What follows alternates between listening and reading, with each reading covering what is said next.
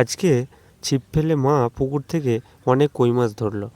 মা এদিকে ছিপ ফেলছে আর ওদিকে দেখি আমাদের বাড়ির কালিটা গাছে উঠে আছে, আর তাকে দেখে হাসিটাও দেখি গাছে উঠে পড়লো। আমি তো কিছুতেই বুঝতে পারছিলাম না যে ওদের গাছে ওঠার কারণটা কি। আমি শুনেছিলাম যে ঠেলায় না পড়লে বিড়াল গাছে ওঠে না, কিন্তু এদের তো ঠেলার কোনো কারণ নেই। তারপর অনেক ভেবে দেখলাম যে এদের উপরে ওঠার কারণ হলো যে কে আগে মাছটাকে পাহারা দেবে। তো অনেকক্ষণ থেকে ওদের দুজনার হাতাহাতি দেখে আমি অবশেষে থাকতে না পেরে ওদেরকে ডাকতে লাগলাম যে আয় দুজনে নেমে আয়। তো আমার কথা শুনে ওরা দুজনে নেমেও এলো, আর তখনই এদিকে দেখি আমার মায়ের ছিপে একটা কই মাছ বেঁধেছে। সেটা দেখে আমি দৌড়ে গেলাম, গিয়ে দেখি যে কই মাছটার সাইজ বেশ বড়ই ছিল।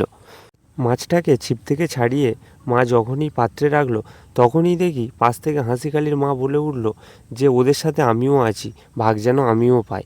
তো সেই কথা অনুযায়ী আমরা বললাম ঠিক আছে, তুইও পাবি। তো বলে তারপর আমরা মাছগুলোকে নিয়ে বাড়ি চলে আসলাম।